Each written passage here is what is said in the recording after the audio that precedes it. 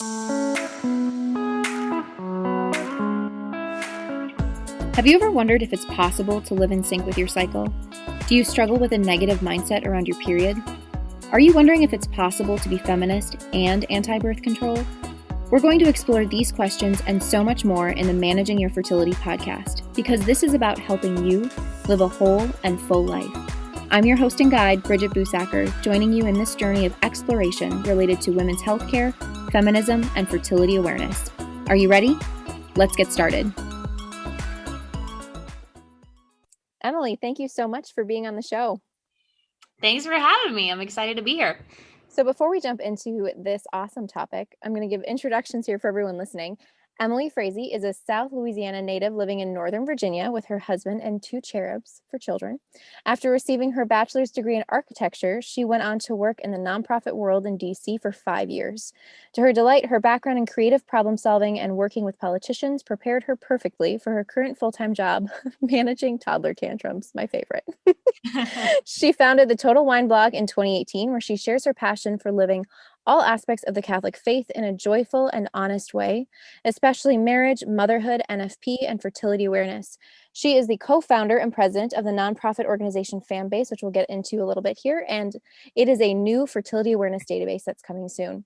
So, Emily, tell us more about your story and how you became passionate about sharing about NFP and fertility awareness, especially in that space of Total Wine. Yeah, so it actually kind of started back in, as most people's story with marriage or with NFP started back in marriage prep. Geez, that was a little difficult to get out. Anyway, yeah, so basically like most people experience, you start learning NFP in marriage prep, and then you have to figure out your cycles while you're also navigating wedding stress and then wondering why it's hard, because fertility is supposed to be easy, right? And the way that it was pitched to me in marriage prep was, it was certainly not unique. It was, NFP is going to give you the best sex life, the best marriage, the most sex, which was laughable. It's going to be cheap. It's going to be easy. And I'm like, whenever, you'll only have to abstain for 6 days. And then, of course, our practice of NFP was just a little different than all of that. We started practicing couple to couple league, symptothermal. Ended up with a little surprise pregnancy about 3 months into marriage. And she was full breech. So she was delivered via C-section. We had a really serious need to delay a pregnancy, and I didn't really feel comfortable using symptothermal for postpartum.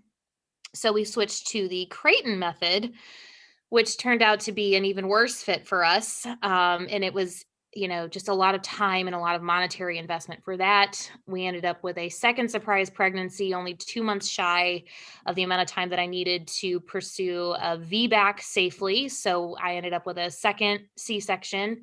The duration of my pregnancy was ended up being basically a dark night of the soul. I just felt completely abandoned by God. And I didn't really have anybody that I could talk to through this experience. So, I just felt like I was drowning. I felt like I had been sold a bill of goods with NFP. I felt like it was the worst thing for my marriage. It was the worst thing for my family. We had serious reasons to avoid pregnancy, and yet I wasn't able to do it. Like, how can the church ask this of me? Like, none of it made sense. And so I just started digging into these things and realizing that what I had been sold was a rose-colored glasses approach to NFP. And then I just learned, like, no, this is actually this is the truth of NFP. It's not about controlling your fertility. It's about understanding your fertility. It's about surrendering your fertility. It's about sharing your fertility with your spouse. And none of that is easy. All of that is about taking up a cross. And I don't know if anybody saw The Passion of the Christ, but taking up the cross is not exactly a pretty thing to look at.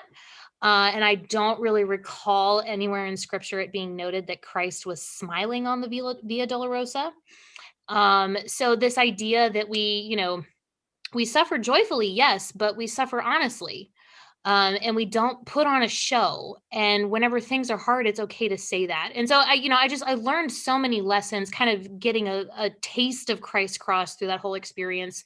Just taught me a lot about compassion. It taught me a lot about the need that people have whenever they're suffering. Like, people who are suffering don't need fixes. They need people who will help them carry their cross. They need Simons of Cyrene. They need Veronicas. They need, Mother Mary and Saint John and Mary of Magdalene standing at their cross and just suffering with them, and not preventing that cross, because that's from God. It's a gift from God, weirdly. That's a whole other conversation. But it just taught me a lot about just that basic need that we seem to have forgotten as Catholic people, that now the crucifixion is the prelude to the resurrection, and that's okay. And selling the resurrection while hiding the crucifixion is not exactly an honest or Christ-like way to prepare people for marriage.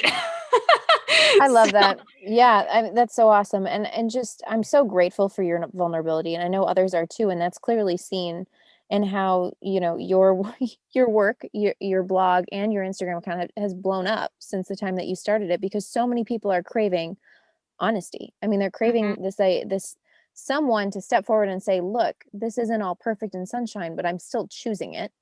right, But I have moments of totally questioning if the church is sane or not in recommending this, and just that deeper awareness and digging and learning, and just what you said about how we can't hide the cross in order to just, focusing on the resurrection and forgetting that journey, because that journey is so critical and a part of it. And everybody has a different story with NFP, but everybody hits that point, I think. I don't right. know, I mean, maybe there's some couples who never have that, but I would safely say probably not true.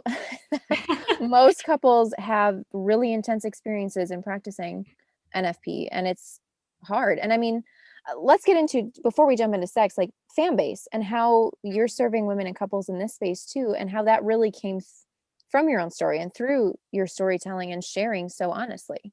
Right. So, just kind of this search for truth led me to connect with other like-minded folks, as it tends to do. And I met Jen Lorette. She and her husband Logan run Surprised by Marriage, and she and I started talking a lot about NFP and just how we felt underserved in marriage prep, and it didn't prepare us for the reality of NFP within marriage. And she has a very different story from mine. She and her husband wanted to start having babies right away. They wanted to have a slew of kids, and she ended up having difficulty getting pregnant. She is actually expecting her fourth child right now, but they've experienced secondary infertility. They've experienced miscarriage. So it's been a very different journey for her, but equally as difficult, because the expectations that she had, she actually went into marriage thinking like, oh, we'll never need to use NFP because we'll never need to avoid a pregnancy. And then she ended up needing to use fertility awareness in order to identify her health issues so that she could get pregnant. But through our conversations, we ended up wanting to address this question of whether or not NFP could be used with a contraceptive mentality. That really bothered both of us, because in both of our situations, we were like, there is no way, like, I have two surprises and she wouldn't have any of her children without NFP. So we were like, how is this the contrast? Like, all you're doing is working with your fertility as God designed it. There is absolutely nothing contraceptive about that. So we were very bothered by that idea. Through the course of our conversation, Jen said, hey, look, I've got this other friend who is actually infertile. Her name's Mary Bruno. She would be a great addition to this conversation. And so the three of us got together and we wrote Uncharted Territory, which was a series that I published on my blog for NFP Week back in 2020. And it was a series of 6 written conversations where we really dug into, first of all, we established, like, what does the Catholic Church teach about sex and marriage? And we found that the church teaches that sex is dually procreative and unitive, and that both those aspects are primary. And so through that conversation, we kind of formed, I mean, there's nothing like talking about sex and cervical mucus and abstinence to just bring about a rich, deep friendship, right?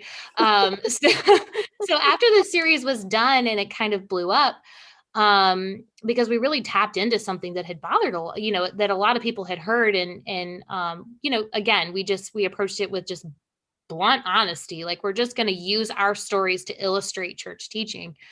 Um, Mary and I decided after this series was done, we were like, this is way bigger than what our little platforms can handle. We need to take this bigger.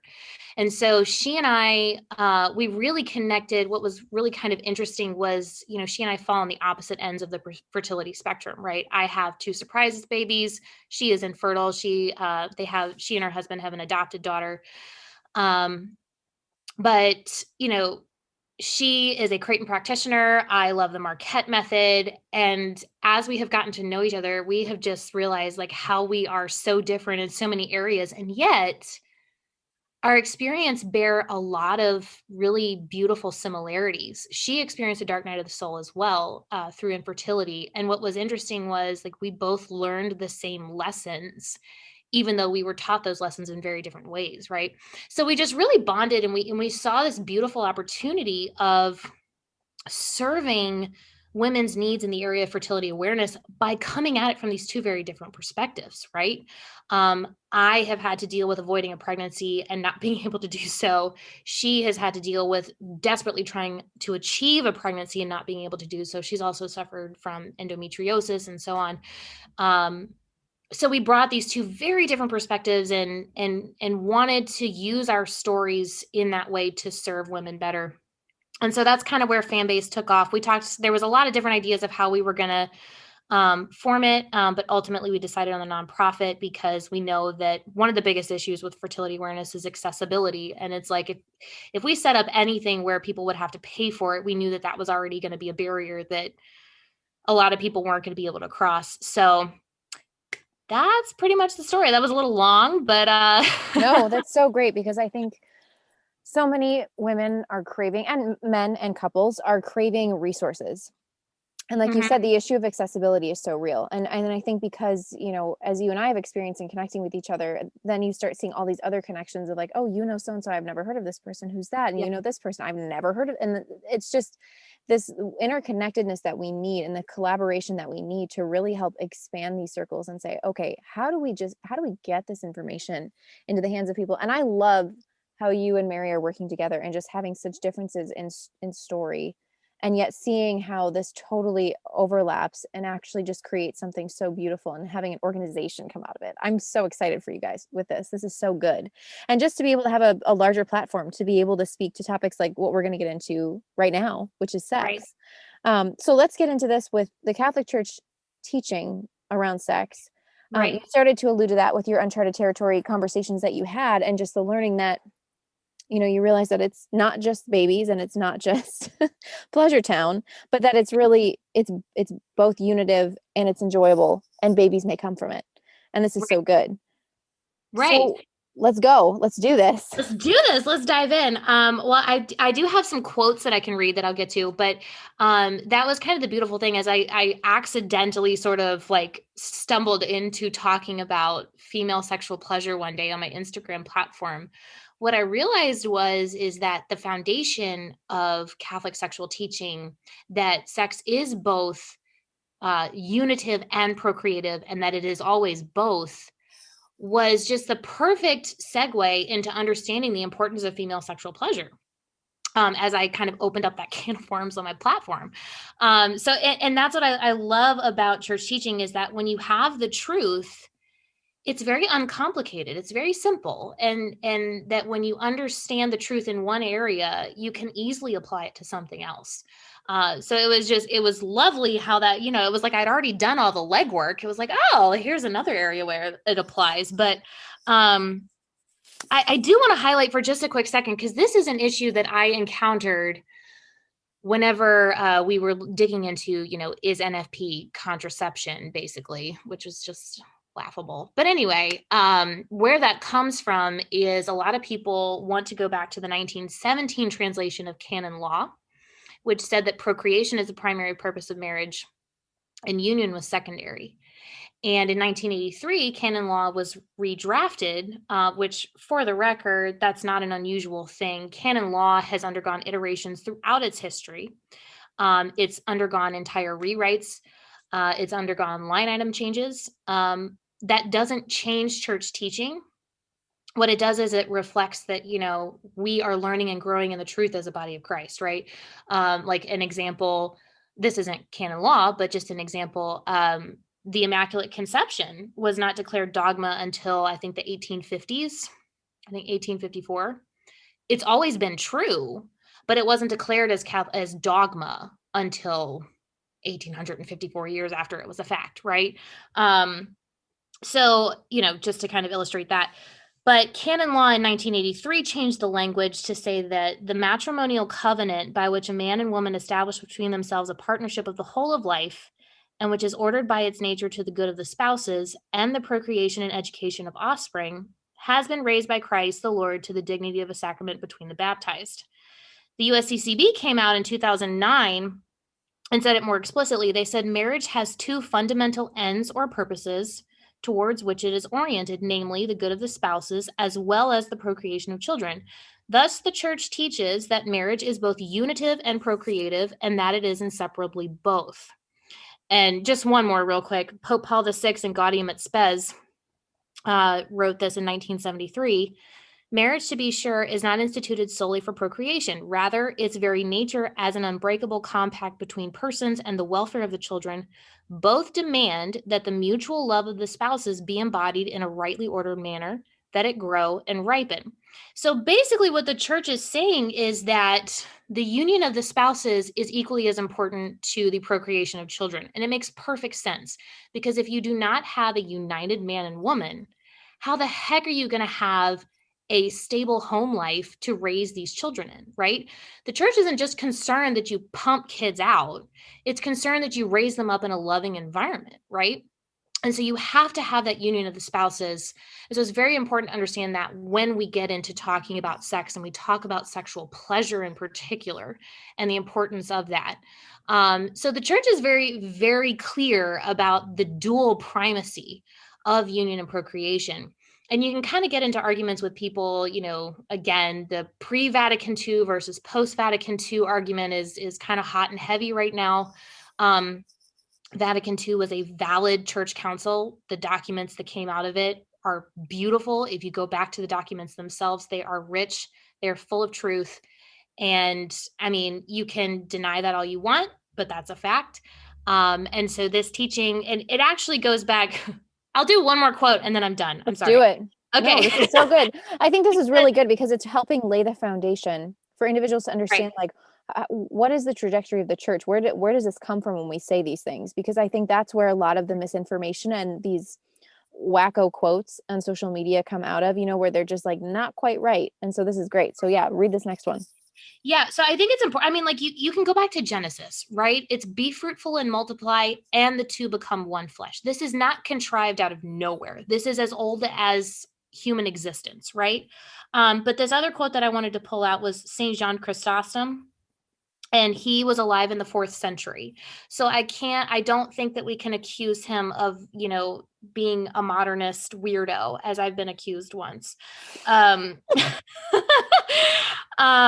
He says, marriage is not instituted for wantonness or fornication, but for chastity. Listen to what Paul says. Because of the temptation to immorality, each man should have his own wife and each woman her own husband. These are the purposes for which marriage was instituted, to make us chaste and to make us parents. Of these two, the reason of chastity takes precedence. When desire began, then marriage also began. It sets limits to desire by teaching us to keep one wife. Marriage does not always lead to childbearing, although there is the word of God which says, be fruitful and multiply and fill the earth. We have as witnesses all those who are married but childless. So the purpose of chastity takes precedence, especially now when the whole world is filled with our kind. So what St. John Chrysostom is saying, chastity is not celibacy, for anybody who might be confused. Chastity within marriage means fidelity, means that you are faithful to one spouse, right? And so again, that comes back to that unitive aspect, right? That union of the spouses is so, so important, and that, having children is very important. But setting the precedence of having children above your union with your spouse is not healthy. Setting your union of your spouse above the procreation of children is also not healthy, right? That there has to be this constant tension and interplay between the two. That's so good. It's really making me think about Blessed Chiara Petrillo in her book. Well, she didn't write it, but the book about her life and how much she loved her husband, although she loved her child so much, and just the story of her health and how she was really declining and ill.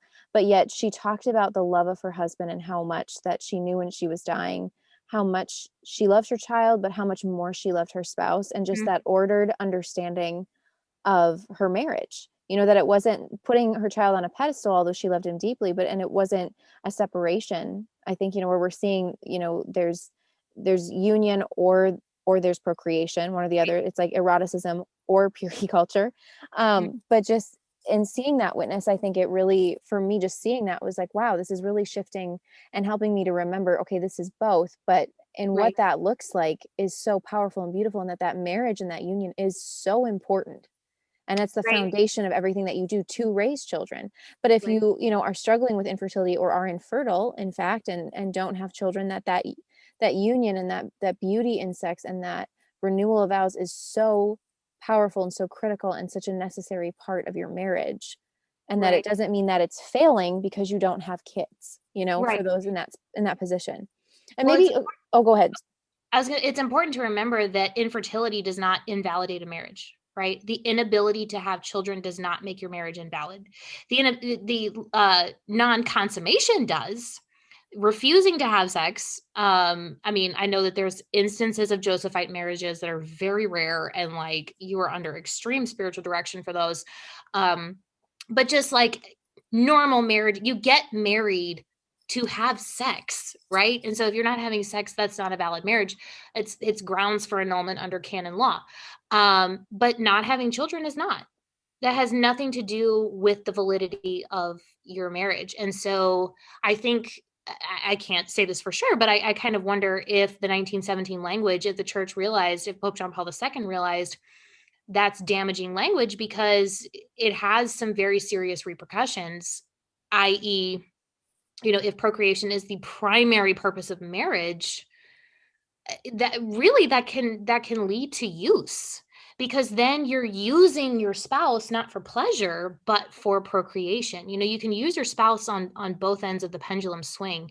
And I certainly know, I've heard of sad situations where it was like, yeah, no, literally a wife just wanted to be pregnant, and so she wanted to keep having sex so that she could keep getting pregnant. Well, that's using your spouse. Just because you're producing new life doesn't make it any better.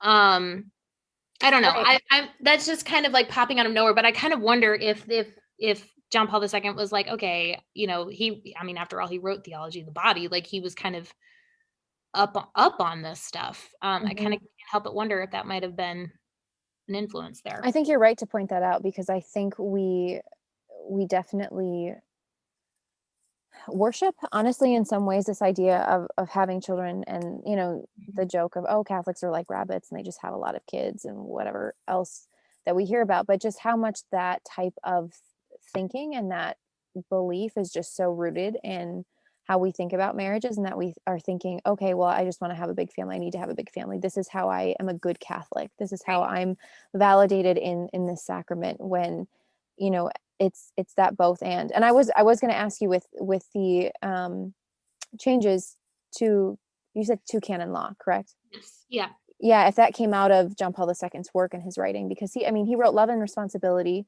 Right. before being pope, and then in the process of all his talks on theology of the body, had a really deep and rich understanding of Hmm. the human person and as couples, and just how, like, thank God the church had him at the Right. time, and Right. still has him in his intercession, because his work just really speaks so profoundly and honestly to areas that I think we still really struggle with. And I don't think we realize how overt and honest he is in his writings. Mhm. It's really taken me, like, I just ordered Love and Responsibility, because I'm like, wow, I'm seeing these quotes and he's talking about like orgasm, and he's talking about sexologists, not in a way to be irreverent, but to really challenge people to say, okay, look, let's actually get some answers here. Let's Yeah. actually lay the foundation here, where there's just a lot of this, like, which one do I pick, union or children? It's And I like want to touch both. on, right, and I want to touch on, with, as we get into, talking a little bit more about complementarity, You and I, started reading Holy Sex and just chatting about it in those first couple chapters because of the historical foundation it was creating and how it talked about Jansenism, which was Mhm. just a trash heresy that really That started we in still France. have. Right. And just how it started in France and really spread through Europe and came to America. Um, can you talk a little bit more about that and just Yeah, how do we see it today? I really like, how are we seeing it play yeah. out today? Well, it's really interesting. So, I mean, I've got my book Holy Sex out that I'm just going to kind of pull some things from. So it was begun by a bishop in the 1600s, Cornelius Otto Jansen, and he asserted that, and I'm quoting directly from the book. He asserted that human persons are so corrupted by original sin that we could not actually choose anything that was good. And the fundamental problem with this and why it was declared a heresy, it says, is because it denied the saving power of baptism, right? So that if we never, if there is no, if it's basically denying redemption, essentially. Like if we are so tainted by original sin, we can't choose anything that's good. Well, I mean, what was the point of the cross? Right? What is the point of the sacraments? What is the point of it? Like grace doesn't matter anymore, right? It undoes a lot of things. But you can certainly see how this can bleed into our understanding of sex, particularly sexual pleasure, because if we do not have the ability to choose anything that is good, well, we just need to remove anything from us that could possibly be a temptation at all. Even good things like, I mean, I don't understand how you could be ascribed to this heresy and not be just a complete ascetic, right? That you just eschew all pleasure. But it took hold in France, and what happened was is a lot of it took hold in Ireland, as you mentioned. Ireland was sending their seminarians to France for their education, so that's where it kind of took a root there. And then it came to America, and we were kind of primed for it because we were founded by a bunch of Puritans who were, very much about like eschewing pleasure, like all pleasure is bad. We, even images or anything like, we wear stark clothes, we're basically stoics. All of those, so it kind of fed in very well. The foundation had already been set here in the States for that. So it kind of took off. Yeah, so that's kind of the history of it, and why we still see it so prominently today. But it's become really problematic whenever you start to talk about like purity culture and modesty culture, this idea that, we cover the body because it leads others to sin. It's like, no, no, no, no, no. We don't cover the body because it leads others to sin. We cover the body because it's sacred, right? And that's a very, very important distinction. Just as kind of a weird anecdote, I will never forget. So in DC, once a year they open up the embassies and you can go tour them. So whenever we were living there, we did one of the weekends where we went to some of the embassies, and we had the opportunity to go into an Islamic mosque. And what was fascinating to me was if you were a woman who looked like you were above, I'll just be honest, above statutory age, you were required to cover your head and cover your body. And they had like racks of veils and tunics that women could wear before entering the mosque. And it was just so striking to me that, the only women who were required to cover, the only people who were required to cover themselves were the women who looked like they weren't statutory. Like my daughter, who was like 1 year old, didn't have to cover herself. Whereas in the Catholic understanding, young girls, back in the day, whenever everybody was veiling, young girls could veil. Why? Because it had nothing to do with whether or not you were statutory. It had everything to do with you are sacred, right? And so there's just this fundamental disconnect. And I see so much of that same type of mindset, frankly, in purity and modesty culture, this idea that, oh, I need to cover my knees and I need to cover my shoulders because I'm inviting my brothers to sin. It's like, no, no, no, no, no, no, no, no. If you cover those things, it's not for that reason, right? And it's very important. Intention matters. Like in Catholic theology, intention matters very much so. It's not just about what you do, it's about why you do it. And so when I see these when I see these people who are talking about like, I'm going to tell my sons, to look for a woman who wears skirts, and if she wears pants, she's not going to be a worthy wife. I'm like, that's just such the wrong approach. You're teaching your children to view their bodies as bad. And our bodies were made and carefully and beautifully designed by God.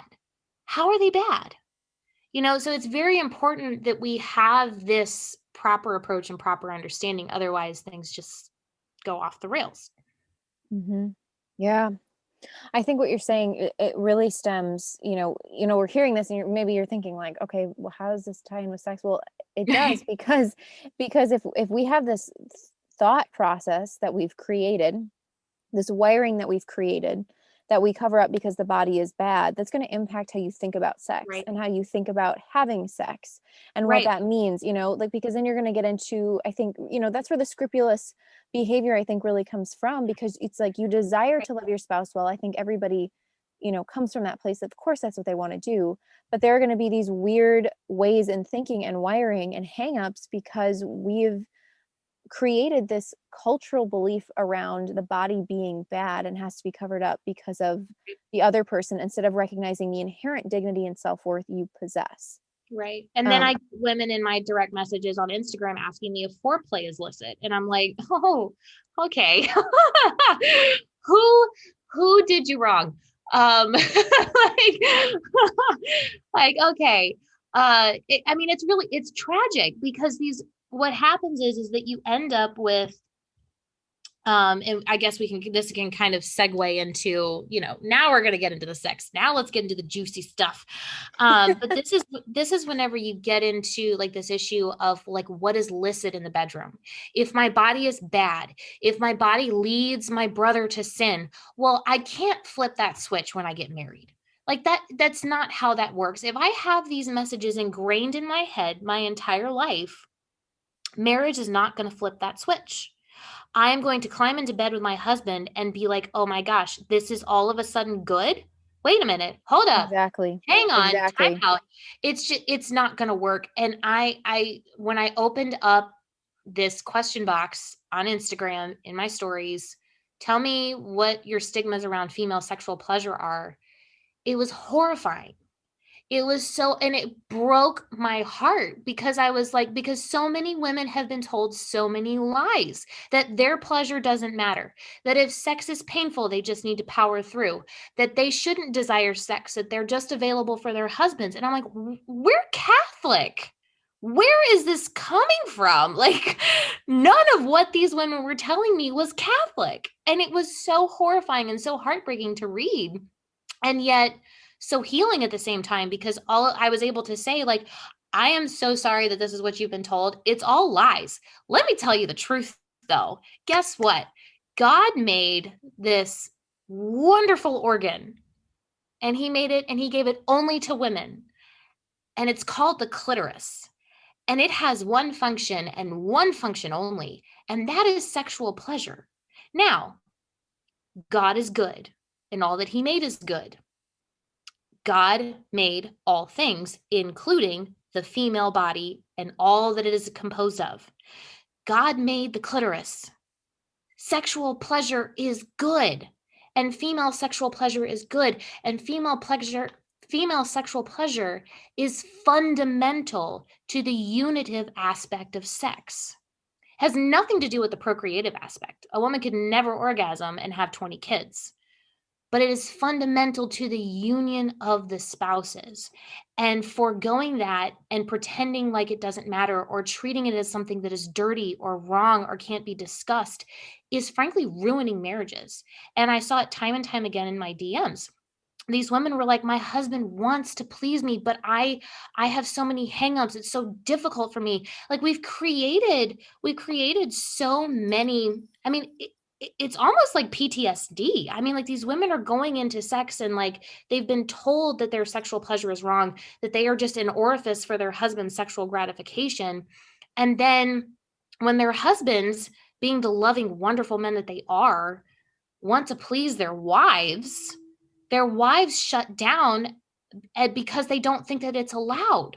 And then it has an effect on their husbands because they're like, I just want to please you. And so it creates this division in marriage that doesn't need to exist. And it's so insidious. And I'm like, I mean, Satan's a master here, that he's attacked something that sounds right, right? Using something that sounds right, but is so fundamentally wrong. I think that's so key what you just said, because I think that twisting, that exactly what Satan does. I mean, he's not creating something. He takes No. something good and just like trashes it to bits, or tries to, but he can't ultimately, because there is some sex is so it's good. It's made by God. He can't destroy it. But he's doing a hell of a good job confusing people and thinking, Right. "Oh, this is right. Like this I shouldn't experience joy or pleasure or unity in sex. Like this is something I power through, and this makes sense. This makes me a good Catholic. This makes me a good Christian. This makes me a good woman." And we're No. focusing on the females right now. It's like, right. It's like, no. And I think because on that flip side of purity culture, modesty culture, where it's just gone haywire, we have, on the flip side of that is like crazy eroticism, pornography, 50 shades of gray.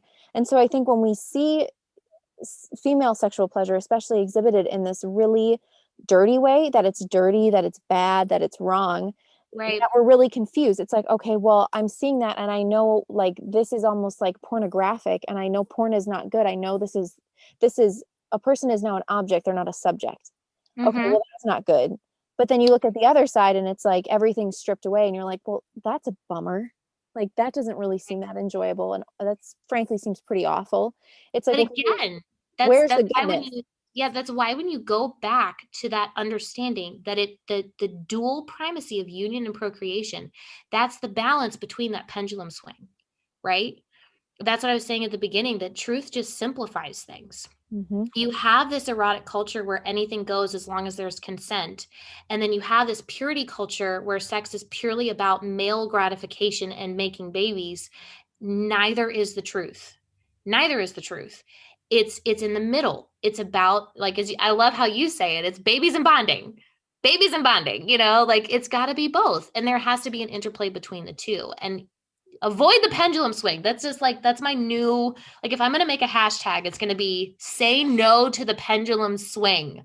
I see it everywhere. And I'm like, guys, stop it. Like, no, the Catholic Church, like, church teaching falls in the middle of these extremes on more things than we'd care to admit. Well, Uh, and I think that's where people think, oh, okay, that's got to be relativism, right? I mean, it's the middle. It's like, no, right. literally looking at Yep. extremes right now. And for this particular issue, like, no, this doesn't make sense. Like Yep. there's no way that living in one or the other, I mean, it's destroying people. Like you said, Right. it's destroying marriages. You're seeing this where, women are desiring to be close to their spouse. They don't know how. That switch. I mean, I remember experiencing that myself, where it was like, I think I didn't realize at the time that I was thinking sex is bad instead of, oh, sex is safe for marriage. Sex is so good. Sex is so good. Mm-hmm. I didn't have that rewiring, I think, because I had heard from different, dating talks that just went to the extreme Right. in Christian circles. And then when it was like, we can have sex, it was like, wait, what? Right. Okay. I mean, I know this is good, but now I just feel messed up. And it was just the weirdest feeling, I think, in that space. And it took time to say, like, no, this is actually so good. Like, this is awesome. This is really Right. enjoyable. This is super fun. I mean, You look, know? God does not make junk. I mean, he's a pretty ingenious designer. And when he made sex, he did a really good job. Okay. Let's give the man credit. I mean, like, whenever, like, I mean, and I'll just segue into this because I know where we're going and I feel like this is a good segue. Um, does that make me a horrible guest? I don't know. Go Um, for it. so the complementarity of sex, right? So we talk about the complementarity of man and woman, right? But we never talk about the complementarity of man and woman within the sexual sphere. And as I started talking to women and I started thinking about my own experiences and all this type of stuff, I realized, like, oh my gosh, the complementarity of man and woman applies to the sexual sphere in one of the most profoundly beautiful ways. And we talk about how sex is holistic, right? It involves the whole person. This is why whenever you commit sexual sins, it is so insidious, because it affects the whole person, right? It's going after all of you in the most intimate of ways. um but women, we are notoriously relational beings, right? We we think differently than men, obviously, and all this type of stuff. But within the sexual sphere, um, the male and female sexual pleasure, arousal curve, orgasm, all of them are just very different. And it can be a source of, profound frustration for people until you understand what's going on and you learn that that's actually the whole point, that creating that tension was actually the design that God had, because in order to love your spouse and give your spouse what they want, you have to go outside of yourself. That's in every area of your marriage, including sex. So let's talk nitty gritty. If we're talking about the male orgasm is fundamental to procreation. If a man does not orgasm and ejaculate, you cannot have a baby, right? Um, the female orgasm is nothing like that. The female orgasm has nothing to do with procreation, but the female orgasm is not just a physical thing. For men, you rub the right parts for long enough, he's probably going to orgasm. For women, it's not that way. You can rub the right parts from here to kingdom come. But if she is feeling emotionally disconnected from her husband, or if she's been stressed out, or if there's a hormonal imbalance, or if something is going on in her body or in her mind, she won't orgasm. And so what's beautiful about that is that you have to have all of it, right? You have to have the spiritual, the mental, the emotional, and the spiritual all working together in order for both spouses to achieve orgasm, right? That's brilliant. I mean, it's annoying, but it's brilliant. Like, until you figure that out, it's annoying. But then once you do, it's understandable. And then if a woman does an orgasm, it's like, well, oh yeah, I remember I was really stressed out about X, Y, and Z, or I feel really disconnected from you, babe. Like, hey, tomorrow, can we just like make an effort to kind of touch base a little bit more? Let's make an effort outside the bedroom to connect. So that way, when we get back into the bedroom, it's all fireworks. But that sets up that beautiful interplay within a marriage, right? And I think that we kind of miss, in the conversation about sex, we miss that beautiful design of that complementarity, right? It's such a powerful gift, like when you understand it, and it's such a powerful tool to really get to know yourself and your spouse within and without the bedroom, right? That you start to understand that sex doesn't happen in a vacuum. It doesn't just start when you get in bed. It's a reflection of your entire relationship. And that if things aren't going well in the bedroom, well, okay, maybe it's a logistical problem, but maybe it's a relational problem. Maybe it's a hormonal problem. Maybe, there's other facets to us. Again, sex is his whole person. So looking at all of those other facets and working on all of those other facets actually makes your sex life better, right? What an ingenious design. It's fantastic. It really is. And I want to pull this quote up from John Paul II from Love and Responsibility that ties in with this in the arousal curve. And he said, and yes, like JP2 said this, and I think this is what like blows people's minds. It blew my mind. Sexologists state that the curve of arousal in woman is different from that in man. It rises more slowly and falls more slowly. The man must take this difference between male and female reactions into account, not for hedonistic, but for altruistic reasons. There exists a rhythm dictated by nature itself, which both spouses must discover so that climax may be reached both by the man and by the woman, and as far as possible occur in both simultaneously. And he says more, if woman does not obtain natural gratification from the sexual act, there is a danger that her experience of it will be qualitatively inferior, will not involve her fully as a person. It is usually the result of egoism in the man, who, failing to recognize the subjective desires of the woman in intercourse and the objective laws of the sexual process taking place in her, seeks merely his own satisfaction, sometimes quite brutally. There's more to be said there, but just like, Yeah. how amazing is that? And everything that you're saying, that the church does reflect this. Like, we talk about Right. this isn't something that we're coming up with and people are going to listen and go, this is super new agey and weird, like this is some weird far off I mean, they can Catholic say that. I idea. don't really care. Whatever. Well, it's truth. So stay tuned or walk away, whatever you want to do. Right. But we need to talk about it. I mean, I think Right. something that you said recently when we were chatting about this that I loved was that the people who aren't talking about sex, um, or the people that The botching people it that should already be talking about sex aren't aren't. talking about Thank sex. you. And the people who should not be talking about sex are talking about it way too much. Yeah. Right. We need to And flip that. We need to flip that. so I'm glad you're just going for it and actually talking about like really like let's just call it let's like actually talk about the clitoris. Like let's talk about Let's foreplay. talk about And it. let's go here too with foreplay because I know you had talked about like the vaginal canal actually lengthens and widens with Yeah. arousal and foreplay. So Yeah. that penetration is comfortable. And I don't think people realize this. So when you had questions, and I've gotten those questions too, like, is foreplay okay? Is that like allowed?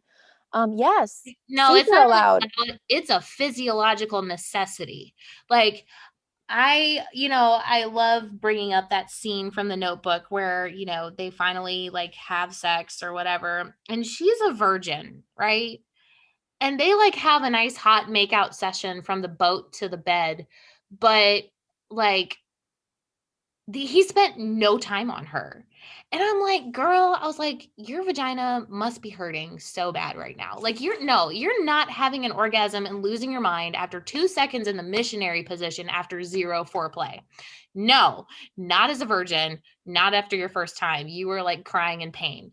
Um, and and I hated that because it set this expectation that if you're in love and if the scenario is just right, well, then sex is going to be mind blowing, whether it's your first time or your 50th. And it's like, well, no, just no.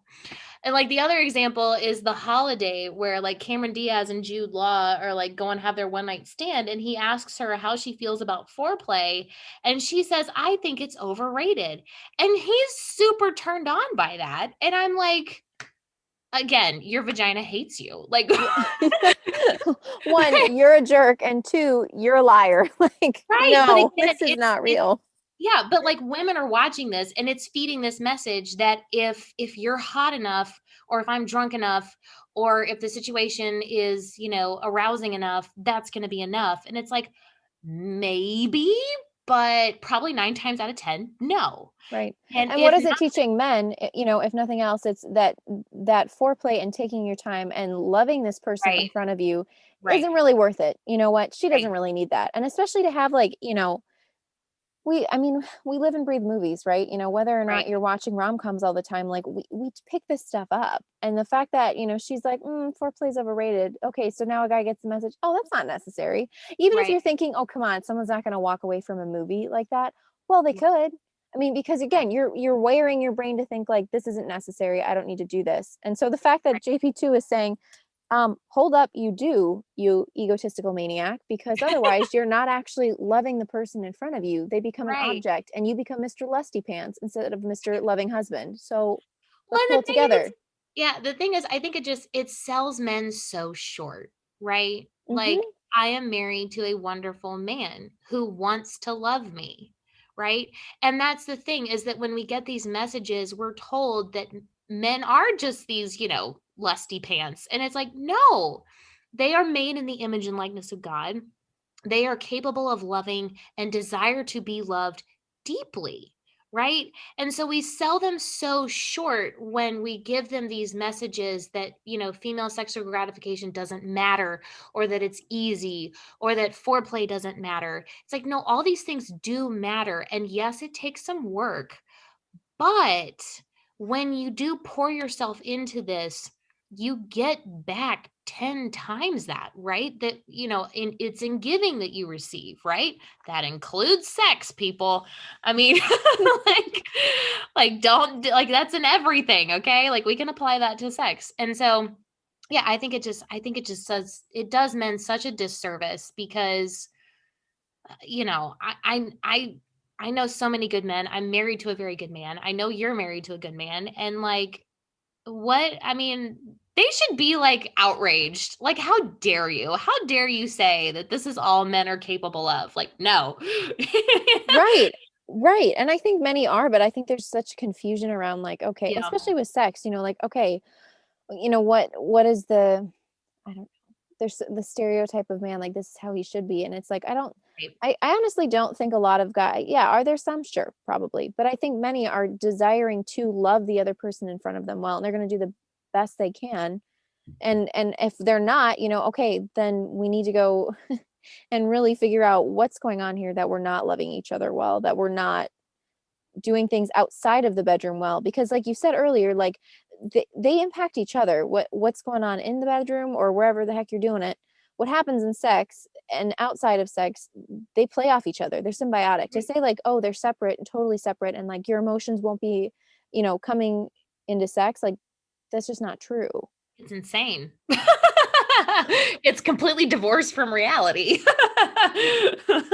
Just, It's to be blunt. But anyway, It's good. uh, That's why we're here. I mean, okay, so the other question, like, too, I think that I want to tap into as well is with ejaculation and where it can happen, because there's a lot of question and concern around, like, okay, well, how does yes, this work? What's allowed? What does the church not allow? And again, the right, church sets up these boundaries so that we love better, so that we right, love each other more fully. It's that free, total, faithful, fruitful love in a marriage. right, And they give these guardrails, and there are some hard no's on things, but for the most part, yes, it's gray, because it's about discernment. If the church right, gave us like a rubric and we all got a checklist when we were born, we would never have a relationship with God. We would never go right. deeper. We would never be called deeper, because it's like, well, I got the checklist. Did I do it or not? Yes or no? And in the Right. same That's way what for the sex for Pharisees did, and couples. I don't know how they ended up. Hmm. Right. So I think just to remember that in this space, when you're like, oh, why doesn't the church just tell me what to do? You don't want that. You don't want the church giving you a sex guide like that. They No, do, but in a much broader way, to allow for your discernment, to figure out what makes sense for you, and to figure out where you have to grow. Where are going to be those push points to say, okay, this is painful, but this is an area I don't love you well. right. Yeah, I mean, on the one hand, I would love to have a Catholic Kama Sutra. But on the other hand, I do understand the wisdom of why there isn't one. Um, as much as I would love one, and as much as I would love to collaborate with women like you and write one, maybe one day, who knows? Um, stay tuned, folks. But Sex guide coming at you 2021. Sex guide, the Catholic Kama Sutra. Oh my gosh. No, I think what you touched on is perfect. That it's about discernment. It's about um learning to grow in love and avoid use. So let's talk about, so one of the things that I mentioned was, and this is one of the questions that I was getting a lot. Okay, so the male orgasm is directly correlated to procreation. The female orgasm is not. Okay, so does that mean that I can just like get my wife to orgasm anytime, anywhere? No. Again, you go back, sex is always about union and procreation. Orgasm is sexual. That is, part of the completion of the sexual act. If you divorce it from the procreative aspect, there's going to be problems. So let's get into the nitty gritty of what this means. Now, the church says basically, full stop, husband ejaculates inside wife's vagina. The semen goes into there because that is the procreative aspect of sex. It doesn't go anywhere else. Now, outside of that, it's pretty much kind of like, again, like you said, up to your discernment. And it's the hard and fast rule is love, not use. So let's get into some examples.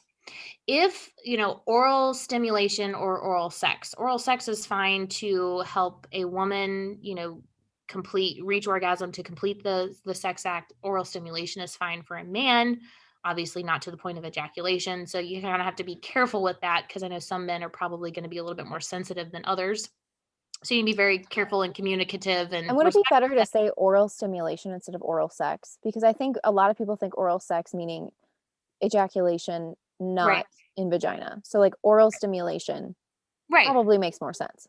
right. So there's nothing fundamentally wrong with kissing or caressing those parts of the body, right? Because they're good. um there's nothing wrong with that. It just, again, you have to understand, it comes down to, what are these parts for? And you use them with respect and love for what they were designed for, right? You use your mind um to gain knowledge and to um I mean, you understand what I'm saying. Like you Mhm. use your hands a certain way, you use your feet a certain way. You consume foods, and you understand how they, like we avoid gluttony, like all these types of things. Like all of these good things have rules, but we use our body with respect to how it was made, right? And what it was made for. So the same thing goes for our genitals, right? It's no different. So, but there's nothing fundamentally wrong with, like I said, kissing or caressing genitals, because within the sexual act, like have fun, kids. Like God made it, it's good, enjoy it. um but so like one of the examples that I give, this is the question of like, okay, well, if I don't orgasm when my husband, when penetration is happening, what's licit? So as long as the woman is achieving orgasm within the context of sex, meaning like, you're not like going shopping at the store, and you're not like going run errands and then coming back and finishing it off, right? Like it's happening like within the context. I mean, you can like roll around between the sheets for 3 hours. That's fine. That's still within the context. But as long as you're not like getting up and going do another activity and then coming back. So that's what I mean by within the context of sex, right? Which God bless you if you're doing a 3 hour romp in the sheets, like, heyo, well done. Um, anyway, yeah. So within that, again, ejaculate inside the vagina, love, not use. Those are pretty much the two like hard and fast rules. So let's say, for example, a husband wanted to try a new sexual position, or he wanted to give his wife oral sex, like again within the context, but his wife was not comfortable with that. Even though both of those things were licit, it would not be licit for them in that context, because the wife is not comfortable. Now again, they should talk about why there is a lack of comfort with that, if it is fundamentally illicit. Like Dr. Popcat gives a wonderful example in his book, of a husband who wanted to try a new sexual position with his wife. She was like hurt by that. She was like, I don't, it was like doggy style, like still vaginal sex, but doggy style. And she was like, I don't want to do that position. It freaked her out. And they had this conversation about, and what they realized is that the wife had a hard time submitting to her husband, in the sense that like she had a hard time relinquishing control to her husband. And so what they did is they worked on that outside of the bedroom. And so like in little areas in their marriage, it was, the wife just kind of like let her husband take control in different areas, and she learned to trust him and build that trust outside the bedroom. And then they were able to try this new position, and they both ended up loving it, right? So that's an example of, something that is licit, but may not be licit within a certain context, because it would not be loving. And so you have to take it outside the bedroom to work on that, to bring it back in. I loved that example that he gave. But yeah, I kind of rambled a little bit. Did I answer that question? No, I think that's great, because I think examples really help so individuals understand listening here, like, okay, how do I think about this? Because I think Right. sometimes, you know, we're saying words like clitoris, foreplay, ejaculation, which I think is really good, because sometimes there's this veiled Yeah. language around sex. And so to have some examples and to pull from, and I think what you had mentioned with Dr. Greg's book, Holy Sex, that is a must-have book for married couples. Yeah. You don't have to read it, front to back, but to really have as a resource, especially because he gets into the historical, theological, and the practical. I mean, it's really Yeah. like incredible that way, because he even gets into like positions that will feel more comfortable depending on the where the woman is in her cycle. It's like these are Yeah. real things, and we need to be okay talking about them, because again, Yep. genitals aren't dirty, they're not Yep. bad, it's not, sex isn't gross. And I think two other books too, just I'm hopping in here with these: Theology of the Body for beginners, to really get an overview if you're not ready to dive deep in JP2's thick the thick book of compilations of his talks. And then I'm blanking on the name right now. Good News About Sex and Marriage by Christopher West is a Q&A book that he wrote, and just again gives that context. And I think it's just helpful to have on hand. So as you're having these questions and these conversations, and I'll link these in the show notes too. But I think, to understand that again, we're not making this stuff up. There Right. are others who are like in this space of Right. theology of the body and Catholic counseling and therapy and Right. psychology talking about these things. And we're really just trying to bring in more, I know it's like an hour episode here, there's so much more that can be said, Oh but this yeah. is just to, give some foundation, give a framework to say, okay, what the heck are we talking about? Like, what's Right. okay, not okay? Because I think those are the big ones, the big questions I think that get asked of like, what's okay or not okay? Like, because Right. I think it's beautiful that it's coming from a place of, I don't want to lust after my spouse. I don't want Right. to turn them into an object and I'm a crazy sex fiend who doesn't really care about this other person. It's like, Right. okay, can I be, a sex animal and love my spouse really well? It's like, Yes. yeah, actually you can. Like, how do we do that in the context of the church's teachings? And it's possible. So I think, um, talking about that, I know questions that we've both received, like lube. Is lube okay? Right. Yes, lube is really good to use. It's really helpful to use. And It's wonderful. Yeah. maybe you'll get to a point where you're like, I don't need any more. You go, girl. Yeah. A Now, lot of I women think need it.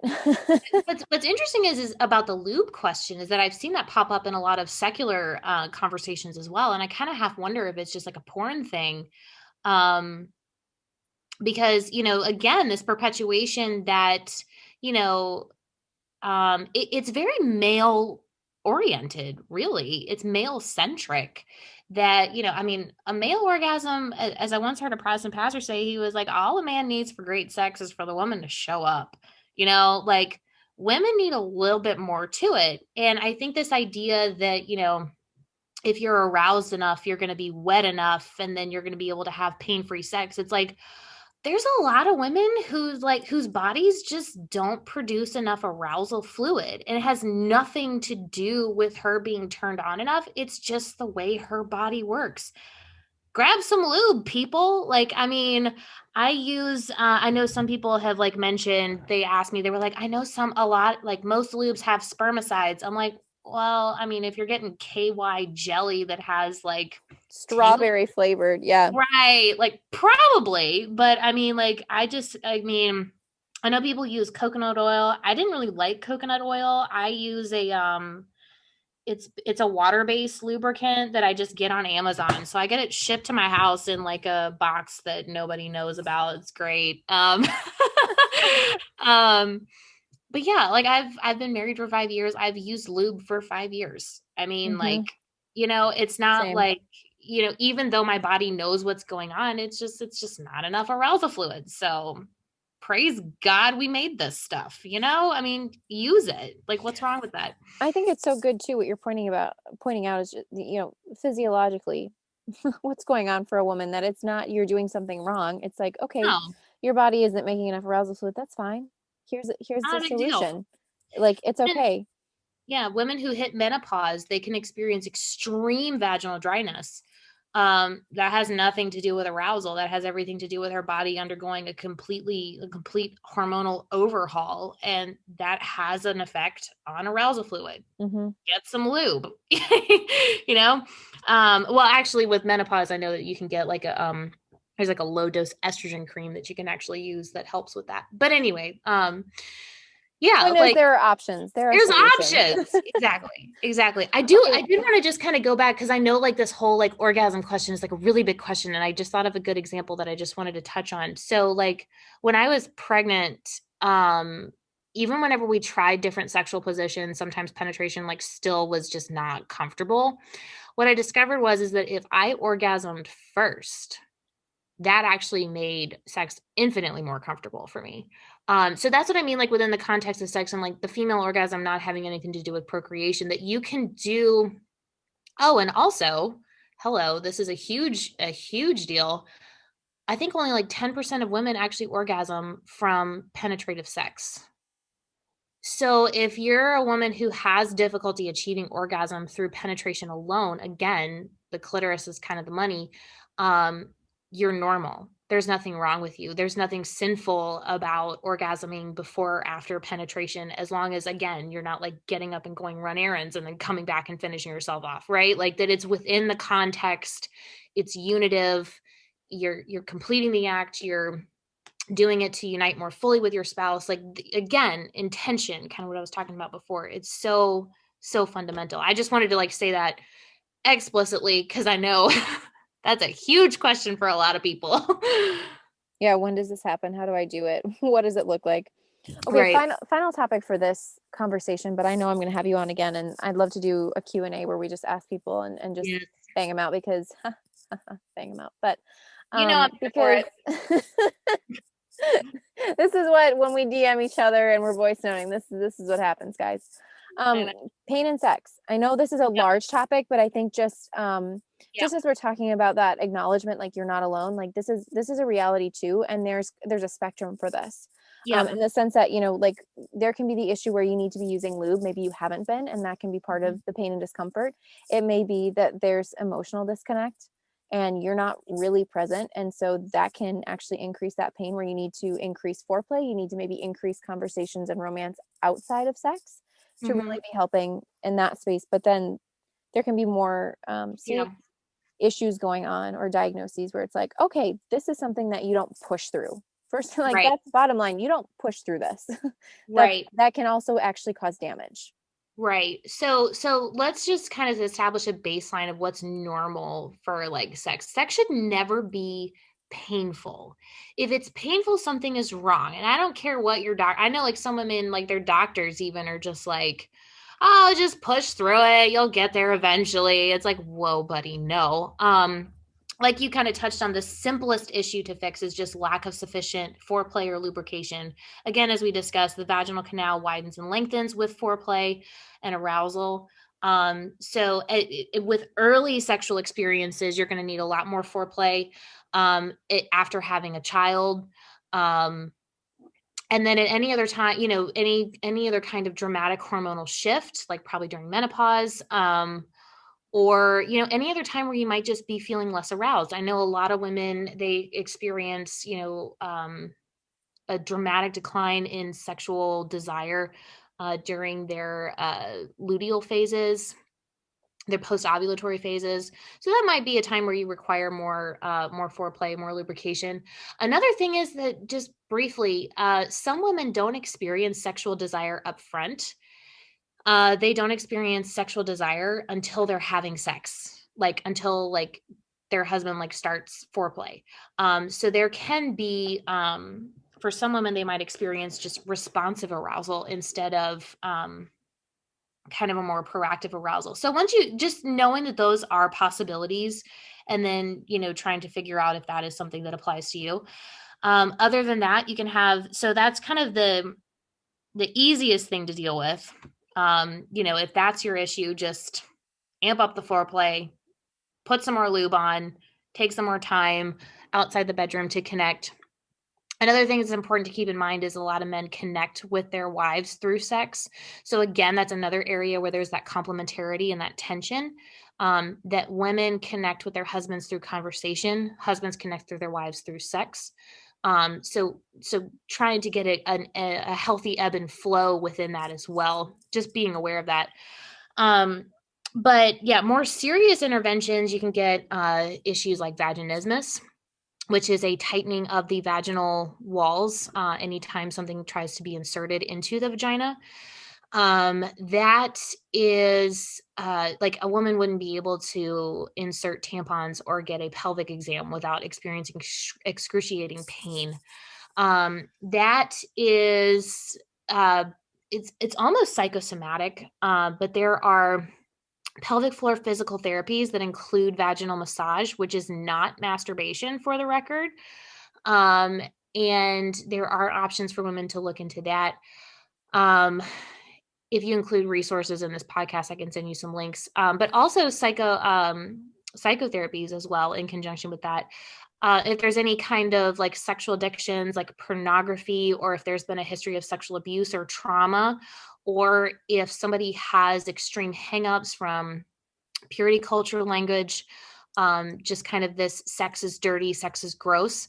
All of those things will cause a woman to tense up around sex. And what's very important is for a woman's vaginal muscles to relax, right? So if you have any kind of experience or language that basically is reinforcing to you that sex is bad, that sex is dirty, any kind of negative language or experience around that, it's going to be very difficult for a woman to relax and experience sexual pleasure, to allow herself to experience sexual pleasure, to see it as a good thing. And in those cases, I mean, psychotherapies are definitely going to be paramount. And again, I mean, just kind of be patient with yourself, because I know, like, especially when you're talking about sexual abuse or pornography addiction, those things can take time to kind of bring to the forefront and work through, because of the nature of shame and guilt that's kind of over those things. Um, let's see, I'm trying to think of what else. Yeah, I mentioned menopause, like women entering menopause and can experience extreme vaginal dryness. Endometriosis, that's the other one. Which is a disease where an endometrium like tissue grows outside of the uterus, and it can make sex extremely painful. So those, and that's treated with surgery. Um, yeah, so that's kind of the range, but pain during sex is never normal. It's what's normal is experiencing like a muscle stretch. So, like if you're going for a jog or something and you're stretching your calves, like whatever, like that same type of feeling. That's like a normal feeling, especially during early sexual experiences. But beyond that, if you're feeling something that's painful, something ain't right. And there, you do not have to power through. You can stop. You can stop. Um, I know some women think that if they've started, then they have to finish. It's like, no, if your intention was to finish, great, but you do not have to power through the pain. I think Just that's so important to reiterate, because I think a lot of women who are, I mean, this is who's what we're primarily speaking to here. Um, that idea that, oh, I need to finish this. This needs we got to just get through it. It's like, no, if it's really hurting, yeah, you need to tell your spouse to stop, and you need to say, we have to stop. Like, this something is really uncomfortable. Something's not fitting well. Like, something is not working right now.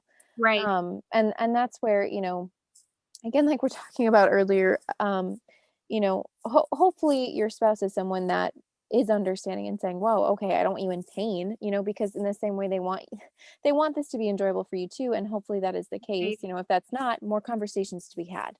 Right. But I mean, this is definitely something you do not push through if it's right, incredibly painful. right. Right. And knowing that that's okay. And I know, like, with issues like vaginismus and endometriosis, like these can be like really, really painful things for a couple to go through, particularly vaginismus. I know that a lot of women who experience this, they're not even aware that it's an issue until they get married, and they discover it, on their wedding night, right? And it just, I mean, it's shattering for them. And they think there's something wrong with them or something, because vaginismus is, it's like most people don't even know what it is. They don't even know it's a thing.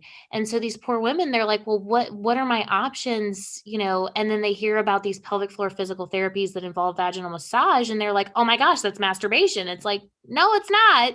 It's a therapy, and you need to go look into it. And so there's such a tremendous lack of resources because we're not comfortable talking about these things.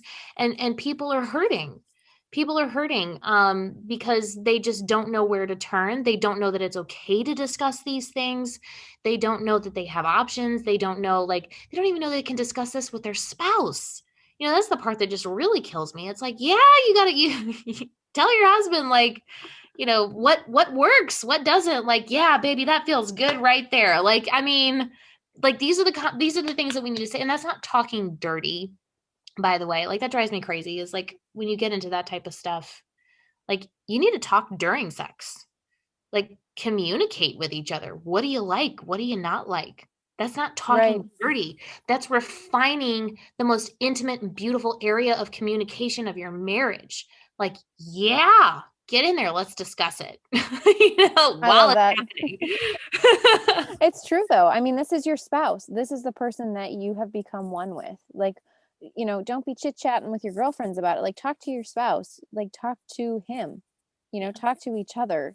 Like, deepen that relationship, build that relationship. And if you're feeling shy or uncomfortable or thinking, oh my gosh, this is kind of weird, okay, be weird together. Yes. Be weird together because Embrace you're the in it weird. together. And you know what? If sex wasn't that great one night, okay, well, you're going to try tomorrow night. Awesome. Like, Yep. this is so beautiful that you have each other to, walk in this. And I think, that's something that individuals reached out to us about when we had done this on Instagram Live. Can you do an interview or a conversation around this for engaged couples? And Yeah.